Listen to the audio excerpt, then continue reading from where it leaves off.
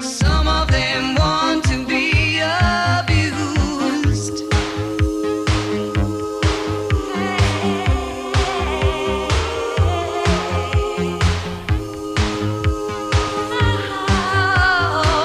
Sweet dreams are made of this. Who am I to Good morning, everybody. It is 7 minutes after the hour on K-Talk, AM 630, the voice of Utah. Beautiful November the 19th. And today is Thursday, which means we are talking about conspiracies. John, thanks for being with me this morning. Good morning. My name is Josh, and we are going to be talking about something that, when is spoken about to the listener, it is very absurd in the majority of circumstances, unless you're talking to somebody who's got a really open mind and is willing to discuss even the absurd. Yeah, exactly. I'm really excited for our guest today. His name is Jaron from Jeranism. Last week, we discussed the strong possibility that the moon landings were faked by NASA. Just for our listeners' sake, if you are ever interested, you can go on our website at www.k-talk.com, and you can listen to the archives. We now also have YouTube videos of our past shows. But getting back on point, the consensus here in our booth is that the moon landings were faked. That's the only way I can look at it now. We also believe that the other governments probably knew about this conspiracy and kept their mouths shut. So that makes the moon landing a worldwide conspiracy. But the question remains, what about everything else NASA does? Or what about the International Space Station? Is it real? What about the space shuttle program? It's most certainly got to be real, right? But our next guest, he is going to argue that pretty much everything NASA has done and says is one big lie. Honestly, in our booth, we're kind of split here. Some of us might believe what Jeranism is talking about. Some of us don't. But we want to give him a chance to explain his point of view, and we hope all the listeners can do that as well. Please call in with your questions. Our phone number is 801-254-5855. Before starting, I do want to point out that Jeranism is one of the leading NASA skeptics on YouTube. Jeranism has nearly 20,000 subscribers on YouTube and has had hundreds of thousands of hits on his channel. If you'd like to learn more about Jeranism, please go on YouTube. It is spelled Jeranism. His channel will certainly challenge your core ideas, which makes this a great show for Taboo conspiracy. Thank you, Jeranism, for joining us this morning, and congratulations on your success. Hey, happy to be here. Thanks, guys. Well, let's build on some common grounds. I mean, in this booth, we believe the moon landings were faked. Do you concur? Absolutely, without a doubt. If you just take a look back at when NASA came into play and what their entire reason for being is, and you can look up Operation Fishbowl, which consisted of the United States and Russia basically launching missiles and bombs straight up at the sky. And after they were done with that, 1958, here comes NASA.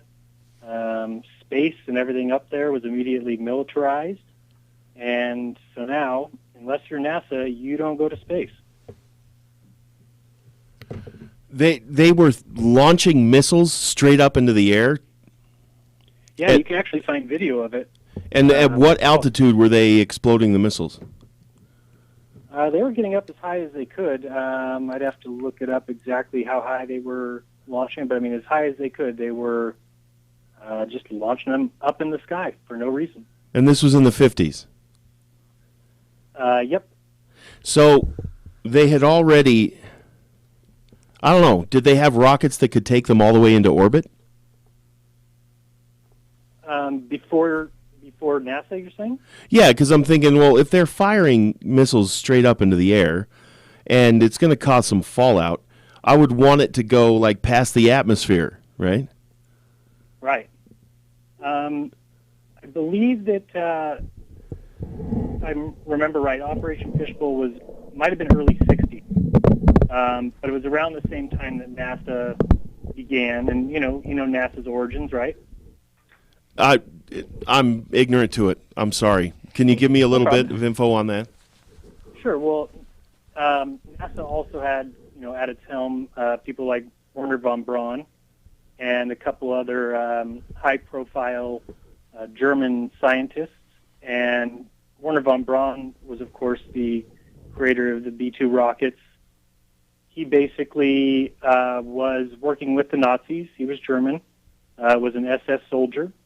And when the United States went over and once Germany was defeated, basically Russia and the United States split the German arsenal by saying the United States was going to take most of the people, and Russia took most of the equipment. They kind of, split it up. So that's Operation Paperclip, if you want to look that up.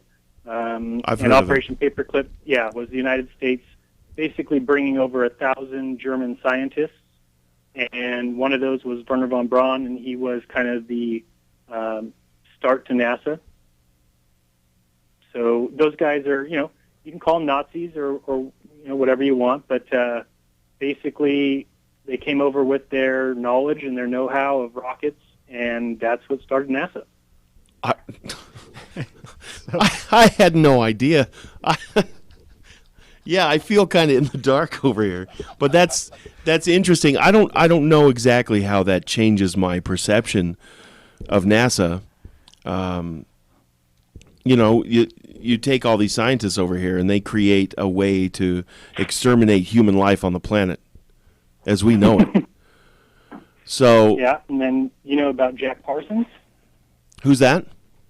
Jack Parsons, or I'm sure you've heard of JPL, right?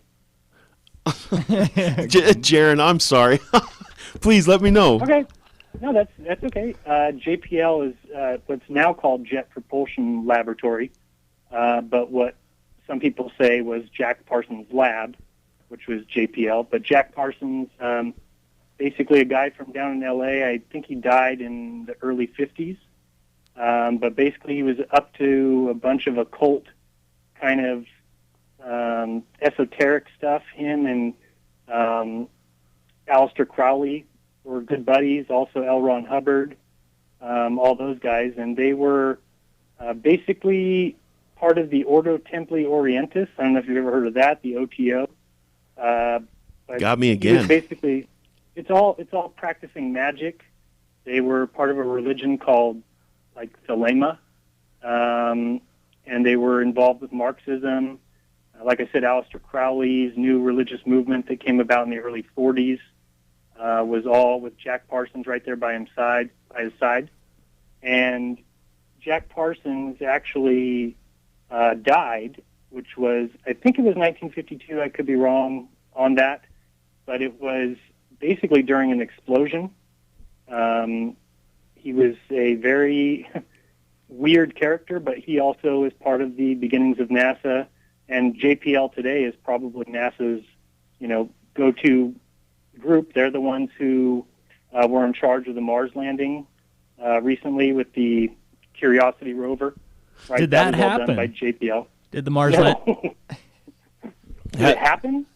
Yeah, I mean, is there a rover there on Mars? If there is a No. big space news story right now, it is Mars, and that at some point the Curiosity rover broke down, but then they got it back working again, and I mean it's just the biggest things in contemporary news, especially if you go to the news site Reddit. I can remember on the front page of Reddit there being Curiosity's back up and going, yay! But you're saying there's nothing out there on Mars.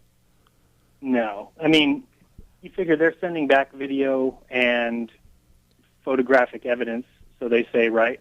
And Mars varies anywhere from 60 million to a couple 100 million miles from Earth. So how are they sending back images and videos from 80 million miles away? It's completely irrational and impossible. GPS? I don't know. Yeah, exactly. I mean, did it take its own Wi-Fi router out there? I mean, it's just insane that what they've gotten people to believe in at this point. Now, Jeranism, I watched one of your videos, and you were speaking about Greenland and the Mars mission. You mind elaborating on that? I just thought that was a great video, by the way. Thanks. Well, I was actually just searching some area up there, and this is on Google, not personally searching, but on Google Earth, and I came across some photos that were actually on an island. Can't think of the name of it right now. I forgot what it was. It's up by Greenland, but there's this island where they are actually doing different Mars testing, and I happened to just pop into a photo there, and I was kind of looking around, and sure enough, I found a little tiny rover that was kind of driving on this basically landscape that looks exactly like the Mars photo. So I just immediately said, what is going on here? And then kind of, it's one of those 360-degree images, so you could keep turning the camera, and as I turned around, I saw a Mars truck that said Mars NASA program.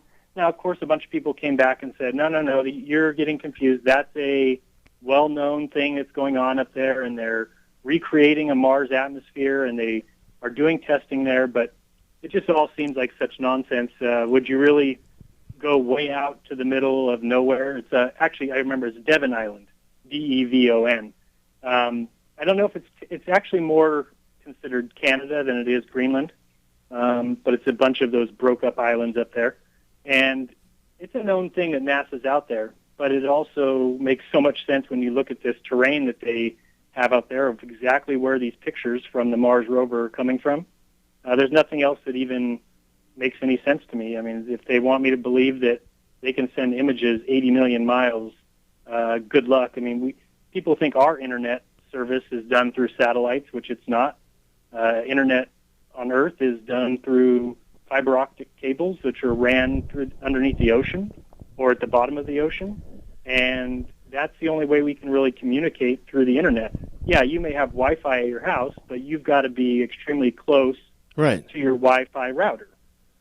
There is no, if there was such thing as 80 million mile images, then we would just all communicate through the air. We wouldn't even need any fiber optic cables. We would just, I mean, how hard would it be to send something across the earth at 8,000 miles or 10,000 miles if somebody's doing it at 80 million?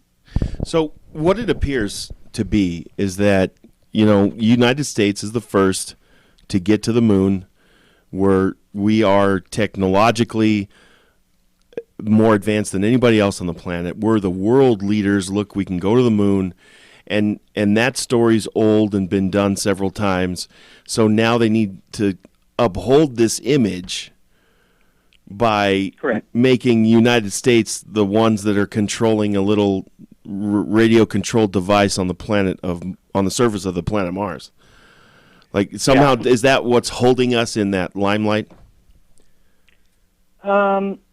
Yeah, I guess so. I mean, they like to pretend like we're first, but you just need to look back at the moon missions themselves from 1969 to 1972 and realize that they went basically 10 times, if you count, you know, the times they just went and orbited the moon. Right. And that was all during the presidency of the only president to ever resign for being a liar.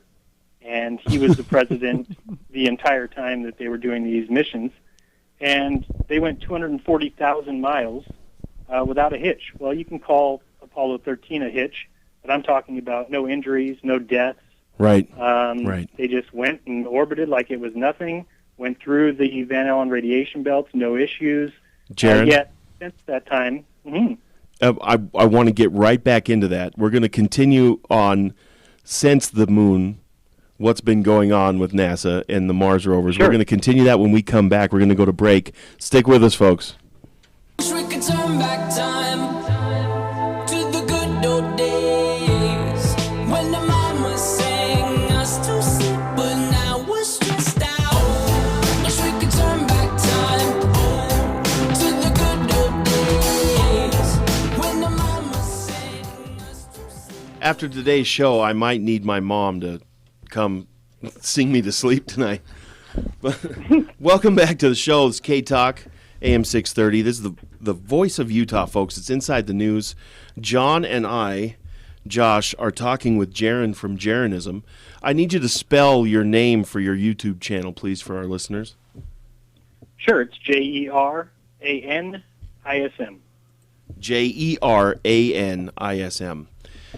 Really interesting information out there, folks. I had an off-air call, and the gentleman was very, very matter of fact. Did we go to the moon or not? Would you please make that clear? And Absolutely not. absolutely not, you say, without any hesitation. Absolutely not. Those of you who believe that we went to the moon and that it is absurd that we didn't, you can still leave the radio on where it is. There's plenty of good explanation on that, but we spent an entire show last week, which is now uploaded on YouTube on Taboo Conspiracy. Yeah. If you go to Taboo Conspiracy, you can get the 2 parts of last week's show on the moon landing, if you want to find out more about that. But we were talking about last segment, Jaron, about how since 72, when NASA quote unquote pulled off all those lunar missions, Right. up until today, and we left it at that. Jeranism, Okay, can we so- talk about the International Space Station? Because that's one of our common things that we hear. Well, look at all those photographs and videos from space from the International Space Station. Well, so you're saying that there's nothing in space, if you bring that up? Well, that's a good question. Yeah, no, I mean, as far as the International Space Station, that's supposedly orbiting at 250 miles above the Earth. And I think since 1972, the furthest that NASA has sent a human being is 400 miles. And yet, like I said, 45 years ago in 72, or 69 to 72, we supposedly sent people 240,000 miles. That's the equivalent of me telling you that 45 years ago I lifted 2,400 pounds, and since then the most I've lifted is 4. And you believing that that's true, which is just crazy. It's insane. And they even admit now that they still don't even understand the Van Allen radiation belts, yet supposedly we went through them with no issue. These guys were on the moon at crazy temperatures. The moon ranges from 250 degrees Fahrenheit in the sun to negative 250 in the shade. So you have people going back and forth between 500 degrees variation. It's just impossible. They try and come up with excuses by telling you that the suits were air conditioned, but there's no heat transfer, so you have a problem there. And then they also say that there was water being piped through the suit, but water boils at 212 degrees. So if it's 250 degrees, well, now that water is boiling. I don't think it's really keeping anybody very cool. Not to mention that they also were on the moon for 3 days at one time. 3 days. Yeah, and you have that. You know, you're supposed to. What they say is you have to rotate something in space, right, so that it doesn't get too hot. So they say, you know, the spaceship on the way there would rotate back and forth so that the sun would not beat on it the whole time. But yet they didn't do that on the moon, meaning the LEM, or the lunar module, just sat there getting baked in the sun, because the moon has basically 2 week days and 2 week nights, whereas ours are, 12 hours and 12 hours. Theirs are 2 week long and then 2 weeks of night. And you figured that thing was just sitting there getting baked out in the sun. It would be unbelievably hot. It's just all a big joke. It's impossible. And as far as the ISS goes, most of the people who say they believe it's there base that on 2 things. Number one, they say you can look up and see it. And I actually have done that. You can go to an app or go to a site called Track the ISS, and you can put in your cell phone number, and it will text you when it's above your head. And you can go outside and see a white light. It looks like a star, but a little brighter, and it goes across the night sky. What that is, I have no idea. I would have no clue what is up there, but it certainly is not something orbiting in space. Number one, if you knew how far 250 miles is off the top of a 25,000-mile circumference Earth, you're talking about being so, it is barely off the Earth's surface, and yet it's being lit up by the sun as it crosses. That's the only reason you can see it. It doesn't have lights on it. It's reflecting the sun. It's just insanity. So no, I do not think that they are in space, nor do I think that they can go to space. Well, now what about the spacewalks?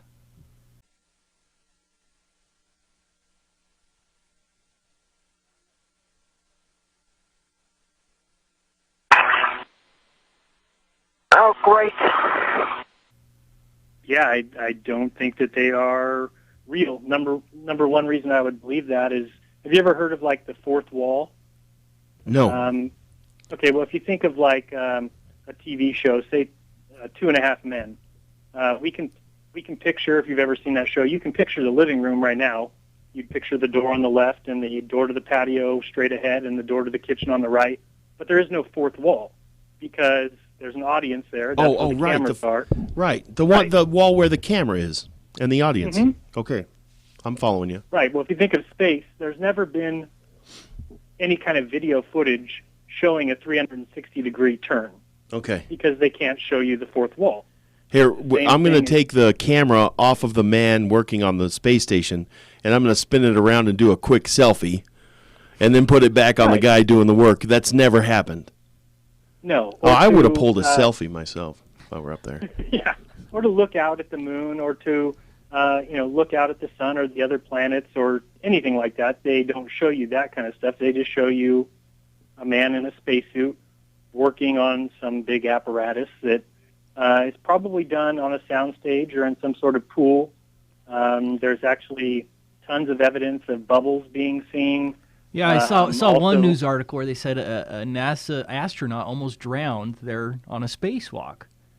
It makes no sense. And then now they all have snorkels. It's actually like snorkels news. in space. Snorkels in space. It's Assuming that they're filmed underwater, then. I think it's pretty obvious, most of them. Yeah, I think that's pretty obvious. They do testing. All their testing is done underwater. I have a video up on my channel. I'm trying to think of which video it is. But basically, you can hear an announcer who is telling these guys what to do in the pool. And he's very interested in where the camera locations are.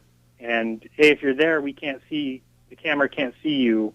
It's just things that you wouldn't care about if you were really just using the pool to practice something that was going to be done in space.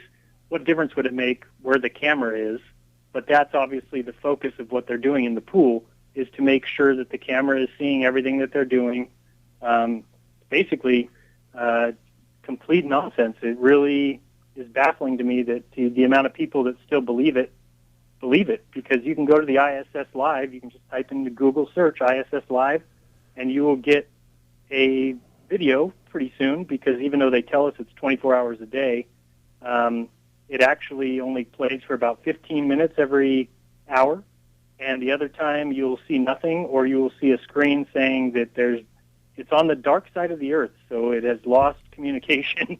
So we're supposed to believe we can control this robot on Mars 80 million miles away, but we can't keep the video feed going because the International Space Station happens to be on the dark side of the Earth. I don't know about everybody else listening out there, but this is some seriously heavy stuff for me. Like, the indoctrination was very thick when I was a kid. Absolutely. I was born 2 years after the last moon mission in '72, and I grew up with a globe in my classroom. I grew up, I can remember being in 6th grade, and the Space Shuttle Challenger blew up into smithereens while it was taking off, while everybody was watching in our classroom. I remember all these things, and how it was portrayed that these things are real. So you're listening to K-Talk, folks. We have Jeran from Jeranism on with us talking about really, really big conspiracies that are accepted as fact today in our real world, and that includes the moon landings, but it also includes the International Space Station, or anything that says to be in our orbit. What about all the satellites besides the space station? Yeah, I would hate to tell you, but there probably is no such thing as a satellite.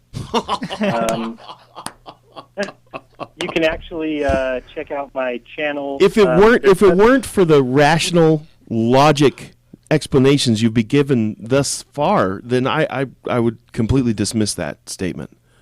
Yeah, and most people would, but I mean, you have to look at things like, let's look at planes, right? If a plane was being tracked by a satellite, then, what happened with MH370 when that plane was just lost? Where, if there was a satellite up there that was able to track you, there would never be a lost plane. Everything would be tracked via GPS quite easily. We'd have known right where it went. TV, yeah, you would know right where it went, but you actually don't. And you can actually look into, there's like sites called Plane Tracker and things like that, and you'll notice that down in the south, anything below the equator, basically those planes are not tracked once they get out over the ocean or get too far away from land, and that's because the satellite is land-based. I mean, everything is land-based. They've even done different tests or different studies on it. I remember one from Russia just last year that they did a kind of a study to see what would be the cost of a ground-based GPS system, and they said with only 300 ground-based stations, that the cost of a ground-based GPS system that had a 1 meter accuracy would be 1/10 of the price of the satellites in space. So the whole idea of geosynchronous orbits and all these orbits of the satellites is really just a rich man's trick. Now, one of the biggest facts that's really got me to start thinking of that, maybe what you're saying is real, is the photographs of the Earth. I mean, we've all seen photographs of the Earth, and we all assume that they've been real through our entire lives. But I started watching videos about it and pictures of it, and you could see that these photographs weren't real. The land size masses are changing. The cloud patterns are repeating. None of it makes any sense. No, and they also will flat out tell you that most of their images are composite images, which the reason for that would be they can't obviously get far enough away from the Earth to take a picture of it anyway. You would have to be about 8,000 miles from the Earth to take a picture of the entire globe, as they claim it is, which they can't get that far away. So all their pictures that we see are just composite images all stuck together. Like you said, there's clone stamping, meaning if you've ever used Photoshop or anything like that, you can clone a certain portion of the image. Well, that's found on most of their pictures of the Earth, just basically somebody being lazy and taking a cloud pattern from here and clone stamping it elsewhere on the globe. And yeah, the whole thing is a big scam. They scam they may be, but at the same time, very awe-inspiring photos. I mean, how many people stood in awe looking at that great? They're beautiful photos. I gotta say, hey, I got a call here. If you'd like to take a caller, Jaron. Absolutely. Awesome. First up is Scott. You're on K-Talk. Go ahead. Good morning. Good morning. Yes, I would like to ask your guest, why do satellite television receivers and satellite computer modems work? Or how do they know where I'm on the golf course, like 70 yards from the pin? Yeah, you use a dish network or a HughesNet there? Is it what? You use a dish network receiver or a HughesNet transceiver on the golf course? No. I mean, in the same idea that you're receiving those images from a satellite, like the dish network is getting its images from a satellite, right? Well, in the same idea that is working, I can be on the golf course with a GPS watch, and it's going to tell me within a couple feet how far I am from the pin. Do you know that those GPS devices work at least two different ways? Some of them claim to actually use the satellites, but a lot of them also use nearby cell towers. I see. Right. Most of it's ground-based, but I understand where people have questions about things like DirecTV or Dish Network. And, of course, I don't know the exact way that they do it. I'm not sure what they're shooting that beam off of, but it's all done basically by skipping. It's the same thing that ham radio operators deal with. That moves. You point your Dish Network or your Hughes dish at the right spot, and it always works unless there's so much rain or snow it blocks it. Right. Correct. Yeah, it's not. Whereas if you're doing the ham radio, because the skip moves around a lot and changes angle, you have to keep changing it. Well, that's the ham radio skip, though. Right. Not the DirecTV one. So, do they have does the satellite? I mean, the geosynchronous satellite, is it hung from a skyhook? We have about 20 seconds left. Scott, thanks for your question. Well, two more. Also, iridium satellites, and why can I call people and they will say it's dark when the sun's up here? Bye. Okay, bye. Yeah, we're going to have to get to answering that on the other side here. What's that, Jaron? I said he went a little bit further with that last one. Yeah, I didn't understand exactly what he was asking, but... he said, how is it nighttime in one end of the earth and daytime on the other? Ah, excellent. Well, we will get into that as soon as we come back from break, folks. We've got Jaron from Jeranism on the telephone with us today talking about some really, really cool conspiracies. We'll be right back, folks. Stay with us.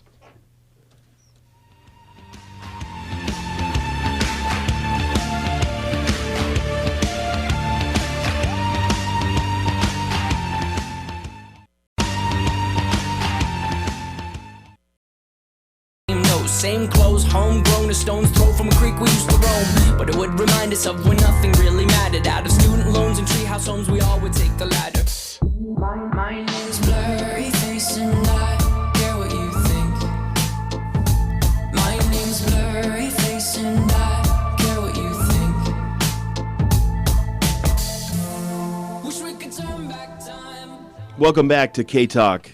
We have Jeranism here on with us this morning. Jaron from Jeranism is YouTube video extraordinaire. Jeranism. If you want to check out his videos. Jaron, thanks again for being with us this morning, sir. Thanks for having me. And I've got a couple callers here. Oh, yeah, go ahead. Go ahead on the dark part of the earth and then part of it being illuminated. No, I was going to actually say that I've actually got another channel also called Globebusters. So it's just... youtube.com/Globebusters, and I host two shows on that channel, one on Monday nights and one on Tuesday nights. Tuesday night, we watch the ISS live, have different guests on and discuss that, but I just wanted to mention for anybody who has questions about satellites, my co-host Bob is an ex-military, electrical engineer, former microwave satellite technician, so it's not just that I'm crazy and losing my mind. This is somebody who worked with satellites and who flat out says that they don't exist anymore as far as in space. Last week we had a former Army satellite technician, Robin was her name. She talks about why she no longer believes that there's any satellites in space. So there's a lot of people that are kind of coming to these conclusions. And if you just think about meteor showers, for instance, when meteor showers, we see them in the sky, which means that those meteors are actually hitting our atmosphere. And have you ever heard of a DirecTV satellite being hit by a meteor and everybody lost their TV feed? No, it's never happened. It would be such a big worry as soon as you heard that Perseids meteor showers were coming. Well, all these people who have satellites up there would be scared as could be that their satellite dish might get hit by a meteor and knocked offline. Never happened in the history of satellites and never will happen. That's a good point. There was an interesting fact that John brought up to me. He said that, have you ever seen a satellite dish receiver pointing straight up? For those satellites that are straight above us. No, and I just had to laugh. Like, no, I've never seen that. And it makes me think of SETI and all those radar devices that are pointed in different directions. Are they the ones that are beaming all this information to us? Bouncing it off possibly. Wherever. Anyway, we've got a caller here, Jaron. Let's get to that. Is this Paula? Yeah. Go ahead. Sure. I really don't have a question, just kind of some observations, I guess. Okay. I think when it comes to any kind of these conspiracies, the wall that goes up with people is that they're being presented with something that's just unthinkable. It's like with 9/11, where, no, our government can't be betraying us, so, I won't even listen to you. And I think it's the same thing with Flat Earth, because we're saying that the government, a.k.a. NASA in this case, is lying through their teeth, and I think that's the biggest hurdle that people have to get past. And I think the way they get past it is this, death by 1,000 cuts kind of thing, where we have a whole bunch of things, not just, the photos are Photoshop, like, for example, you're talking about satellites. and they're in the thermosphere. And we talk about heating, and people don't understand, and there's Right. 3 different ways you can heat something, and if it's by radiation, since it's a vacuum, that's the only way it can be coming from the sun. Satellites would have to constantly rotate, or they'd overheat in one spot, like get a hole burnt through them. And how would they work, if they're constantly point. rotating? Another little thing is pictures of the Earth from Apollo space capsules on their way there. They'd have to be flying sideways, because where's the window? Right. It's not on the back end. Little things like that, like with, we're talking about planets. How do they reflect? How do we see them bright like the stars? I mean, like a gas giant like Jupiter, how does it reflect? I don't get that, Why can we see planets? It doesn't make any sense. So if you hit people up with a bunch of little things like that, you can at least get them to believe, well, yeah, obviously NASA has lied about this and this and this and this, and then, that's, you take it down one brick at a time. Just, some thoughts. Excellent. Paula, thanks for your thoughts this morning. Sure. Thanks for my call. All right. That brings up an important point in my mind, is that, you've got the conjunction that just happened in the sky of Jupiter, Mars, and I think it was Venus. And all 3 of them were lining up. And all these things can be, measured by their brilliance. And not only that, but the track that they take in the sky is always the same and can be measured and predicted. Do you have any thoughts on that? I think that they're wandering stars. I certainly don't think that they're any kind of terraformed planet like Earth that you could land on or go to. There's nothing that even tells us that that's true. I mean, think about it. Go outside tonight and look at Mars, and you'll just see a red, light that looks like every other star, but maybe a little bit more red. And we've been told by NASA that that is a planet that is a sphere that we can go to and land on, and that we know all the gravity involved and everything. And the problem is that they've got proof, but their proof is in the math. It's not in anything other than the math. And anybody who knows about math can know that it doesn't describe reality. There's no mathematical equation to say how your arm grows, or mathematical equation that says how a fetus turns into a baby. I mean, those things that's reality. And then there's math. Math is based on, numbers and writing things down. And, well, if we were a ball and we were rotating the sun at this speed, right, so they have proof, granted, but then if there's nothing other than the math, how can we all accept that as being reality?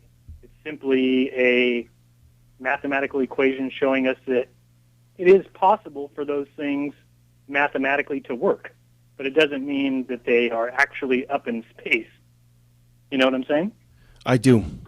Yep. I understand. Jaron, I got a call here from Han Solo. Han, go ahead, sir. Thank you for calling in from the Millennium Falcon, wherever. Because obviously you're in space, Han, right? That's correct. Well, I always think people overcomplicate all of these issues, okay? First of all, you know straight away that everything NASA does is fake.